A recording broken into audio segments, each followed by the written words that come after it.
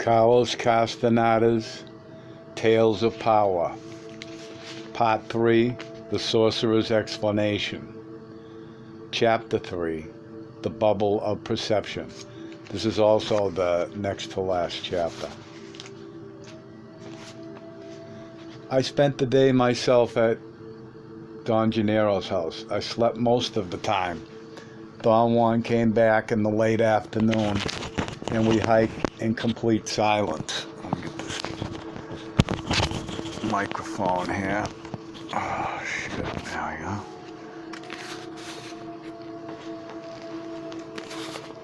To a nearby range of mountains. We stopped at dusk and sat on the edge of a deep gorge until it was almost dark. Then Don Juan led me to another place close by, a monumental cliff with a sheer vertical rock wall. The cliff was unnoticeable from the trail that led to it. Don Juan, however, had shown it to me several times before. He had made me look over the edge and told me that the whole cliff was a place of power, especially the base of it, which was a canyon several hundred feet down. Every time I had looked into it, I had a discomforting chill.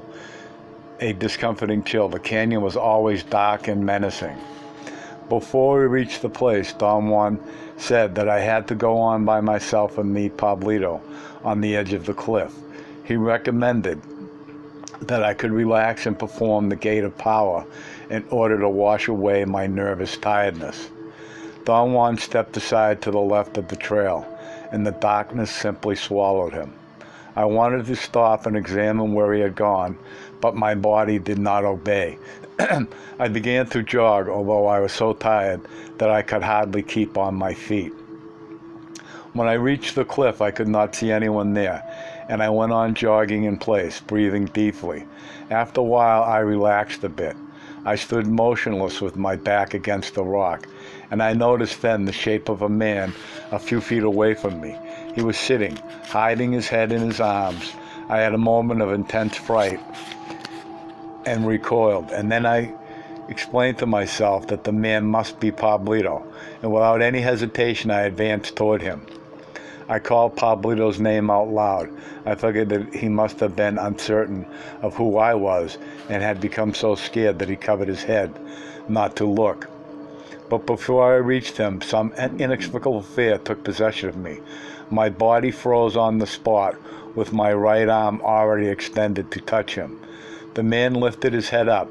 It was not Pablito. His eyes were two enormous mirrors, like a tiger's eyes. My body jumped backwards. My muscles tensed, and then released the tension without the slightest influence of my volition. I performed a backward leap, so fast and so far that under normal conditions I would have plunged into a grandiose speculation about it.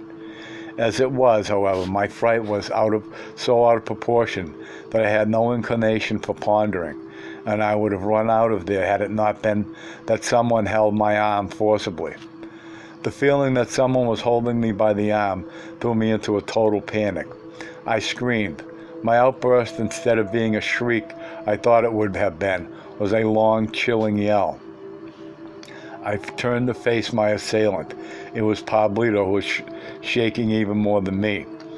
My nervousness was at its peak. I could not talk. My teeth chattered and ripples went through my back, making me jerk involuntarily. I had to breathe through my mouth. Pablito said between chatters that the narwhal had been waiting for him, and he had barely gotten out of its clutches when he bumped into me, and then I had nearly killed him with my yell. I wanted to laugh and made the most weird sounds imaginable. When I regained my calmness, I told Pablito that apparently the same thing had happened to me. The end result in my case had been that my fatigue had vanished. I felt instead an uncontainable surge of strength and well-being. Pablito seemed to be experiencing the same sensations. We began to giggle in a nervous, silly way.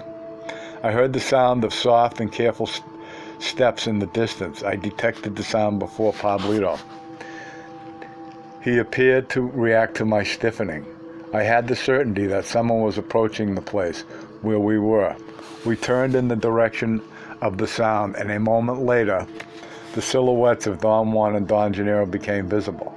They were walking calmly and stopped 4 or 5 feet away from us. Don Juan was facing me and Don Gennaro faced Pablito. I wanted to tell Don Juan that something had scared me nearly out of my wits, but Pablito squeezed my arm. I knew what he meant. There was something strange about Don Juan and Don Gennaro. As I looked at them, my eyes began to get out of focus. Don Gennaro gave a sharp command.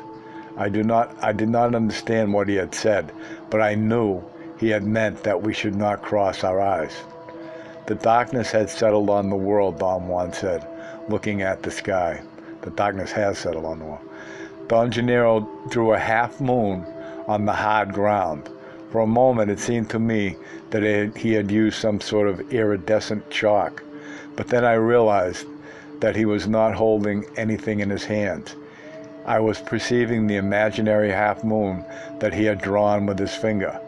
He made Pablito and me sit in the inner curve of the convex edge, while he and Don Juan sat cross-legged on the extreme ends of the half moon, 6 or 7 feet away from us.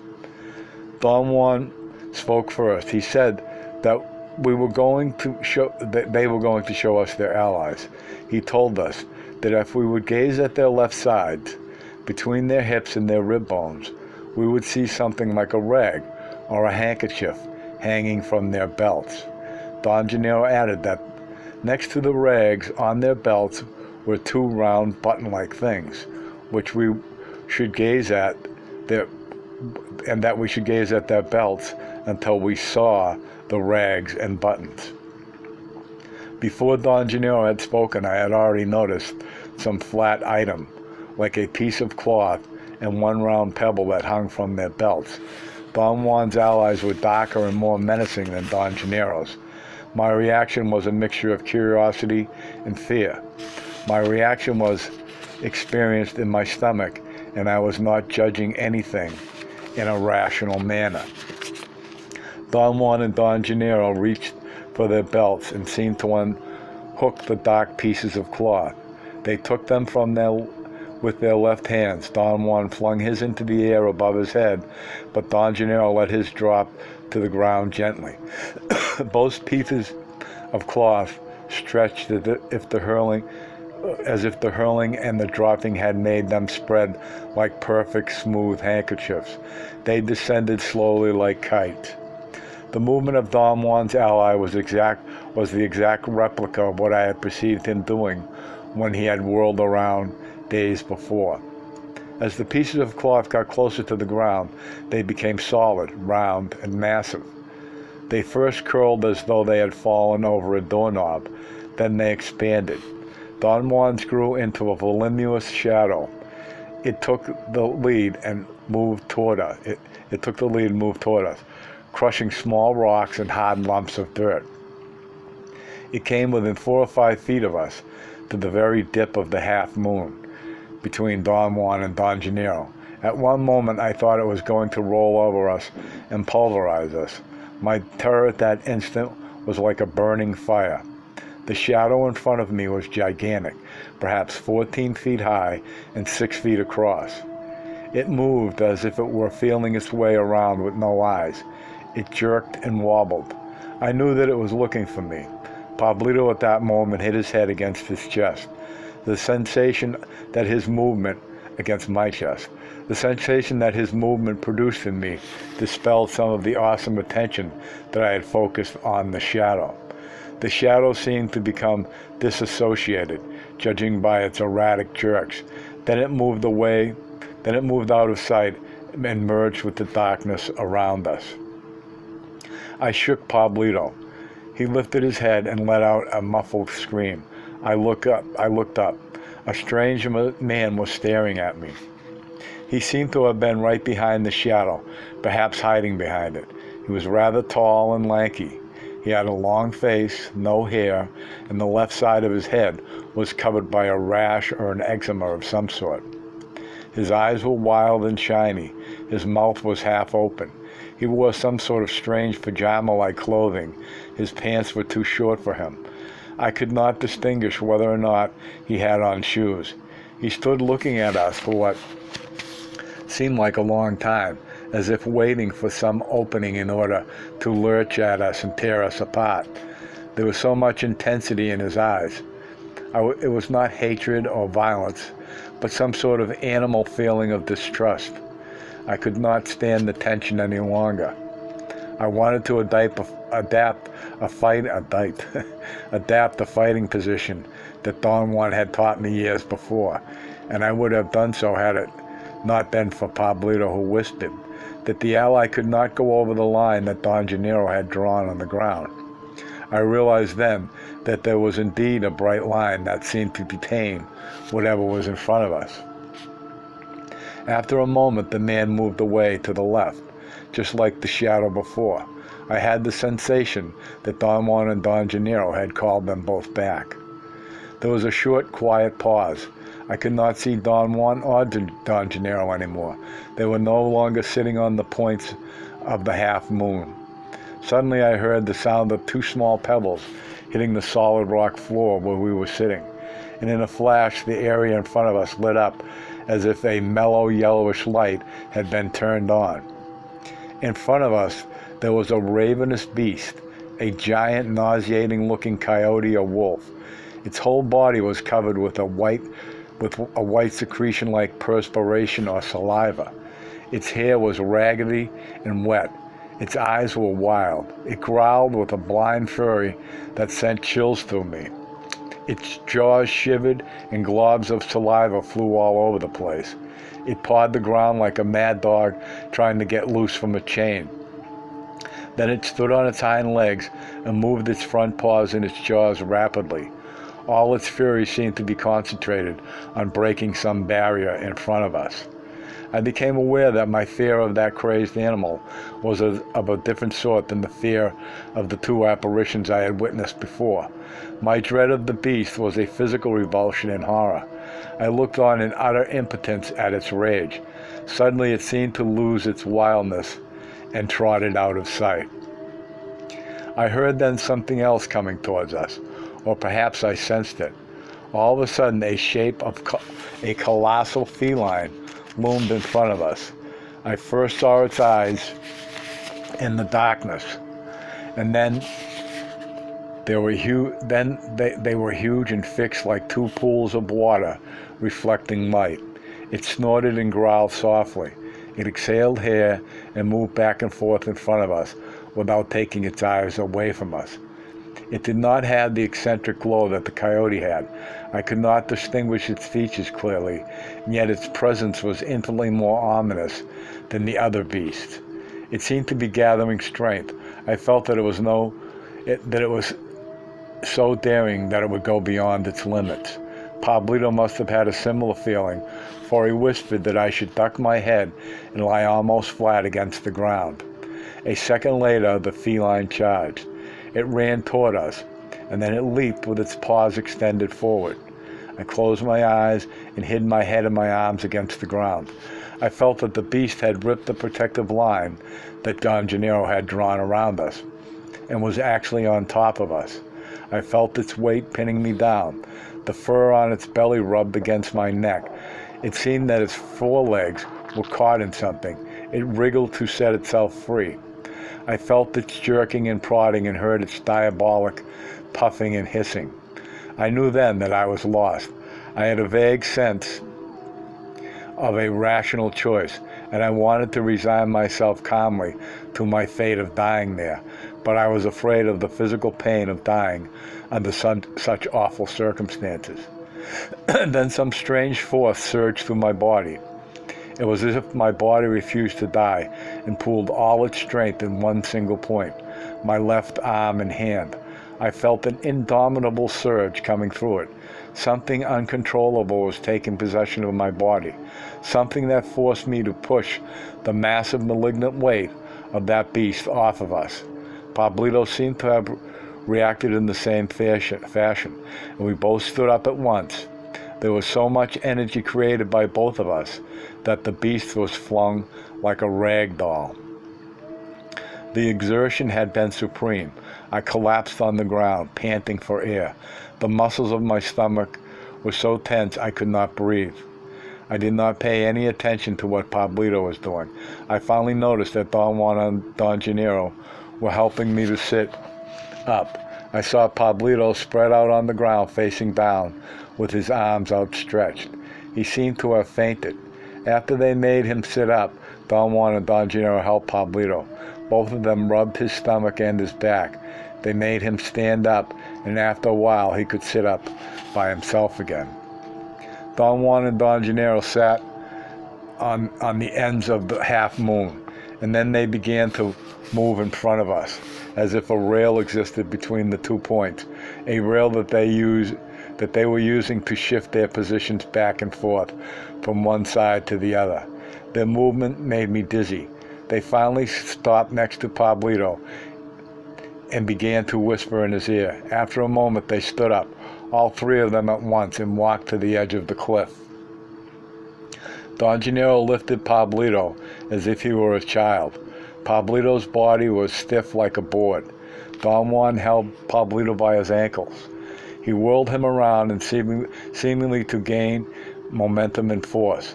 And finally he let go of his legs and hurled his body out over the abyss, away from the edge of the cliff. I saw Pablito's body against the dark western sky. It described circles, just like Don Juan's body had done days before. The circles were slow. Pablito seemed to be gaining altitude instead of falling down. Then the circling became accelerated. Pablito's body twirled like a disc for a moment, then it disintegrated. I perceived that it had vanished in thin air.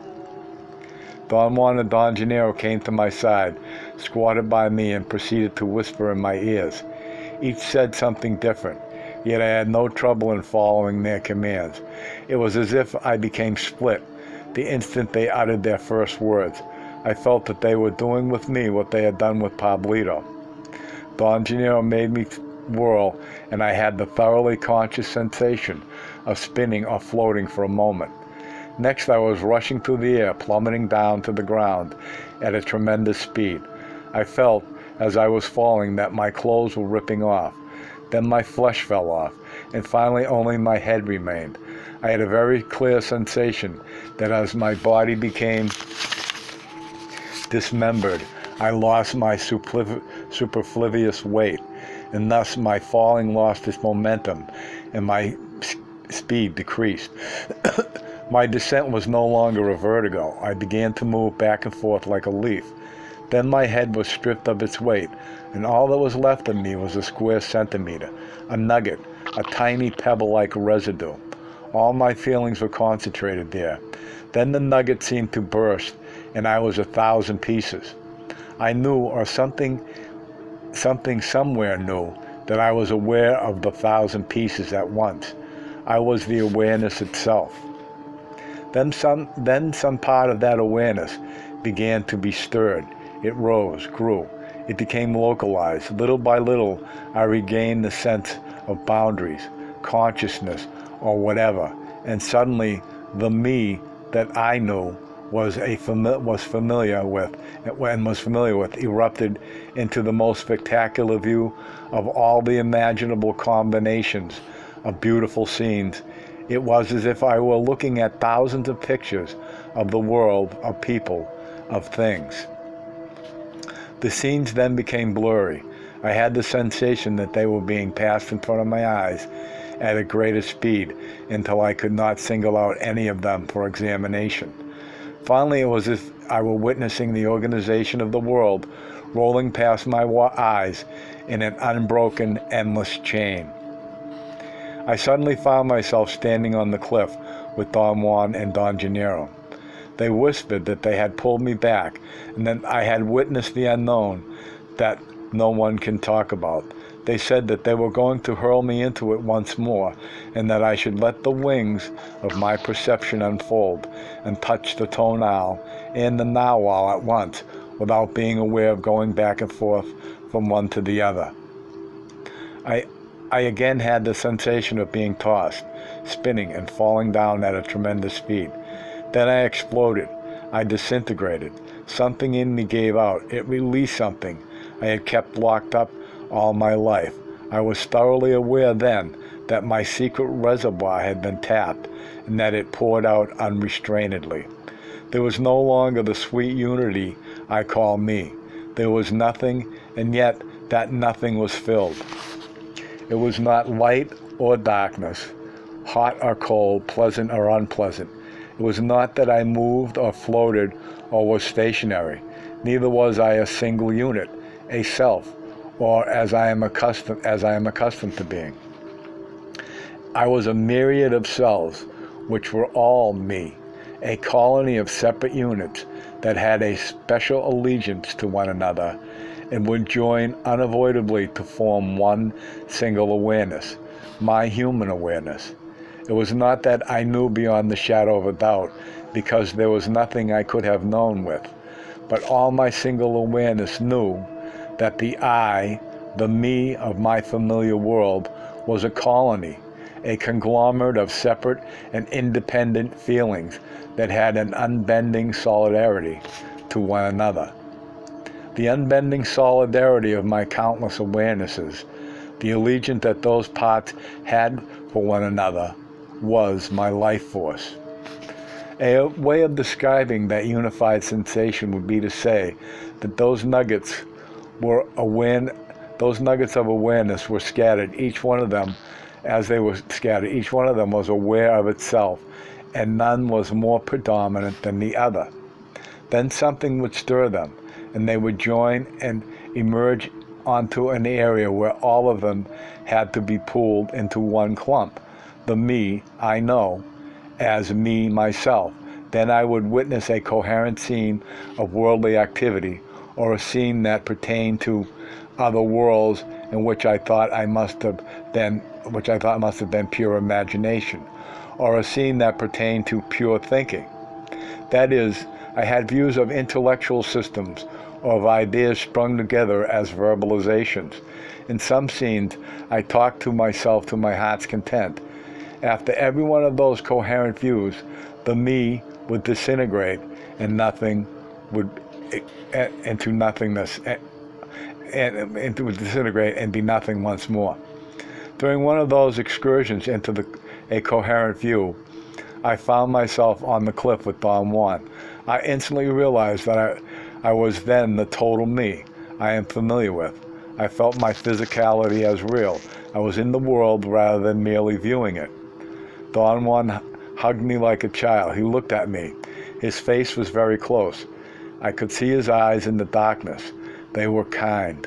They seemed to hold a question. I knew what it was. The unspeakable was truly unspeakable. Well, he asked softly, as if he would need my reaffirmation. I was speechless.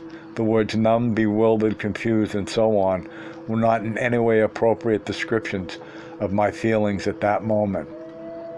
I was not solid. I knew that Don Juan had to grab me and keep me forcibly on the ground. Otherwise, I would have floated into the air and disappeared. I was not afraid of vanishing.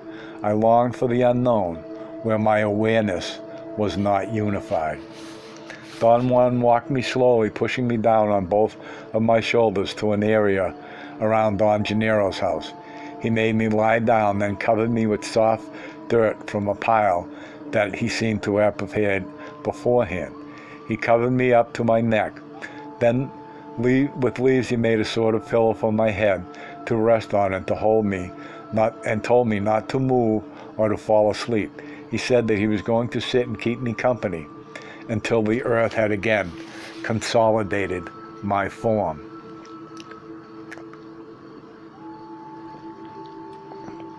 I felt very comfortable and had a nearly invincible desire to fall asleep, but Don Juan would not let me.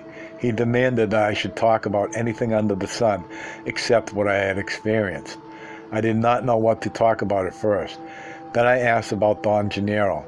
Don Juan said that Don Gennaro had taken Pablito and had buried him somewhere around there and was doing with him what he himself was doing with me. I had the desire to sustain the conversation, but something in me was incomplete. I had an unusual indifference, a tiredness that was more like boredom. Don Juan seemed to know how I felt. He began to talk about Pablito and how our fates were interlocked. He said that he had become Pablito's benefactor at the same time that Don Gennaro had become his teacher, and that power had paired Pablito and me step by step. He made the emphatic remark that the only difference between Pablito and me was that while Pablito's world as a warrior was governed by coercion and fear, mine was governed by affection and freedom. Don Juan explained that such a difference was due to the intrinsically different personalities of their benefactors. Don Gennaro was sweet and affectionate and funny, while he himself was dry, authoritarian, and direct. He said that my personality demanded a strong teacher, but a tender benefactor, and that Pablito was the opposite. He needed a kind teacher and a stern benefactor. We talked for a while longer, and then it was morning. When the sun appeared over the mountains and on the eastern horizon, he helped me to get up from under the dirt.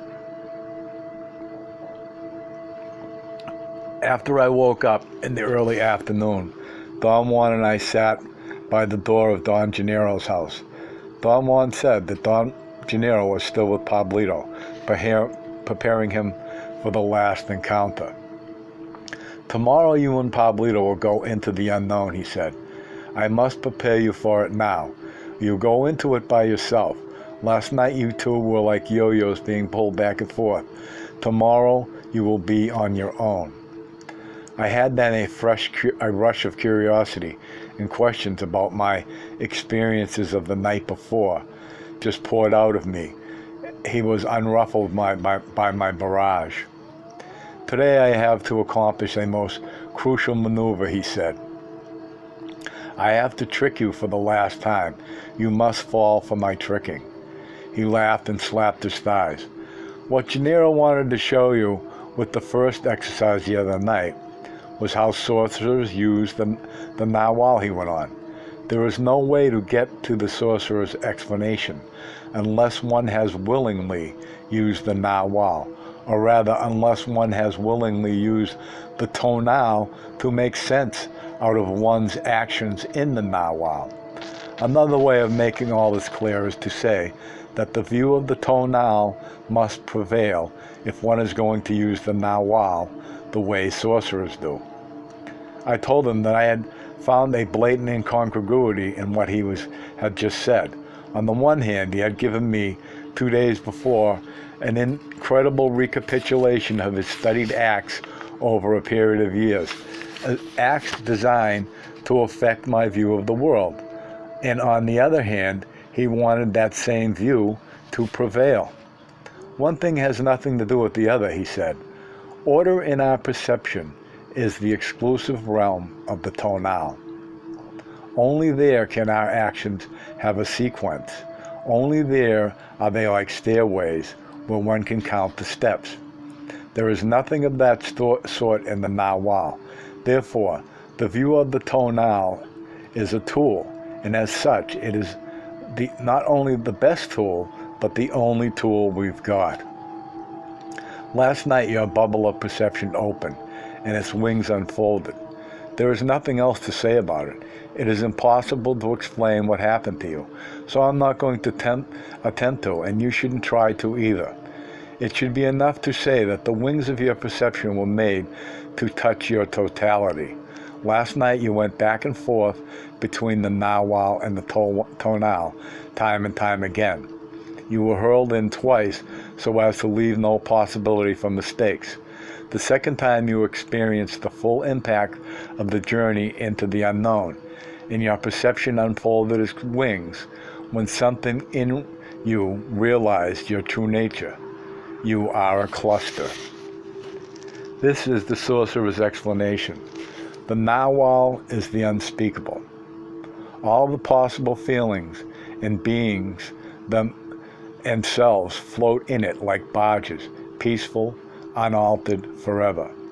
Then the glue of life binds some of them together. You yourself found that out last night, and so did Pablito, and so did Gennaro the time he journeyed into the unknown, and so did I. When the glue of life binds those feelings together, a being is created, a being that loses the sense of its true nature and becomes blinded by the glare and the clamor of the area where beings hover, the tonal. The tonal is where all the unified organization exists. A being pops into the tonal once the force of life has bound all the needed feelings together. I said to you once that the tonal begins at birth and ends at death.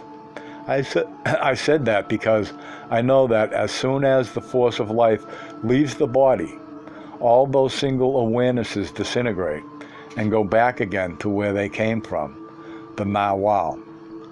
What a warrior does in journeying into the unknown is very much like dying, except that his cluster of single feelings do not disintegrate, but expand a bit without losing their togetherness. At death, however, they sink deeply and move independently as if they had never been a unit. I wanted to tell him how completely homogeneous his statements were with my experience, but he did not let me talk. There is no way to refer to the unknown, he said. One can only witness it. The Sorcerer's explanation says that each of us has a center from which the Nawal can be witnessed, the will. Thus a warrior can venture into the Nawal and let his cluster arrange and rearrange itself in any way possible.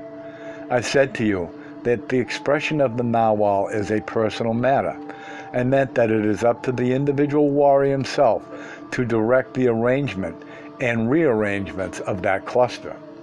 A human form or human feeling is the original one. Perhaps it is the sweetest form of them all to use, all to us. There are, however, an endless number of alternative forms which the cluster can adopt. I've said to you that a sorcerer can adopt any form he wants. That is true. A sorcerer who is in possession of the totality of himself can direct the parts of his cluster to join in any conceivable way. The force of life is what makes all that shuffling possible. Once the force of life is exhausted, there is no way to reassemble that cluster. I have called that cluster the bubble of perception. I have also said that it is sealed, closed tightly, and that it never opens until the moment of our death. Yet it could be made to open. Sorcerers have obviously learned that secret. And although not all of them arrive at the totality of themselves, they know about the possibility of it. They know that the bubble opens only when one plunges into the Nawal. Yesterday I gave you a recapitulation of all the steps that you have followed to arrive at that point. He scrutinized me as if I were waiting for a comment, as if he were waiting for a comment or question. What he had said was beyond comment. I understood then it would have been of no consequence if he had told me everything 14 years before, or if he would have told it to me at any point during my apprenticeship. What was important was the fact that I had experienced with or in my body the premise of his explanation. I am waiting for a usual question, he said, voicing his words slowly. What question? I asked. The one your reason is itching to ask. Today I have relinquished all questions. I really don't have any, Don Juan. That's not fair, he said. There's one particular question that I need you to ask. He said that I would have to shut off my internal dialogue for an instant. I could discern what the question was. I had a sudden thought, a momentary insight, and then I knew what he wanted. Where was my body while all this was happening to me, Don Juan? I asked. He broke into a belly laugh. This is the last of the sorcerer's tricks, he said. Let's say that what I am going to reveal to you is the last bit of the sorcerer's explanation. Oh, I lost my place. Up to this point, your reason has haphazardly followed my doings. Your reason is willing to admit that the world is not as the description portrays it, that there is more to it than meets the eye. Your reason is almost willing and ready to admit that your perception went up and down that cliff, or that something in you, or even all of you, leaped to the bottom of the gorge and examined with the eyes of the tonal what was there, as if you had descended bodily with a rope and ladder. The act of examining the bottom of the gorge was the crown of all those years of training. You did it well. Gennaro saw the cubic centimeter of chance when he threw a rock at the you that was at the bottom of the ravine. You saw everything. Gennaro and I knew then, without a doubt, that you were ready to be hurled into the unknown. At that instant, you not only saw, but you knew all about the double, the other. I interrupted and told him that he was giving me undeserving credit for something that was beyond my understanding. His reply was that I needed to let all those impressions settle in, that once I had done that, answers would just pour out of me in the same manner that questions had poured out of me in the past. The secret of the double is in the bubble of perception, which in your case that night was at the top of the cliff and at the bottom of the gorge at the same time, he said. The cluster of feelings can be made to assemble instantly anywhere. In other words, one can perceive the here and the there at once. He urged me to think and remember a sequence of actions which he had said were so ordinary that I had almost forgot them. I did not know what he was talking about. He coaxed me to try harder. Think about your hat, he said, and think what Gennaro did with it. I felt the shocking moment of realization.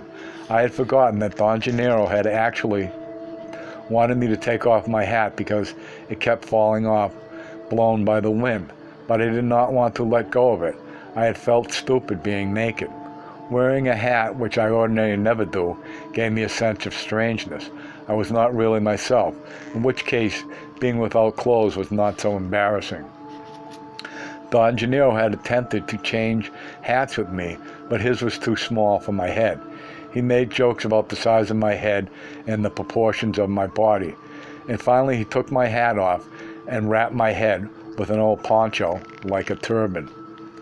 I told Don Juan that I had forgotten about that sequence, which I was sure had happened in between my so-called jumps. Yet the memory of those leaps stood as a unit which was uninterrupted. They certainly were an uninterrupted unit. And so was Gennaro cavorting with your hat, he said. Those two memories cannot be made to go one after the other because they happened at the same time.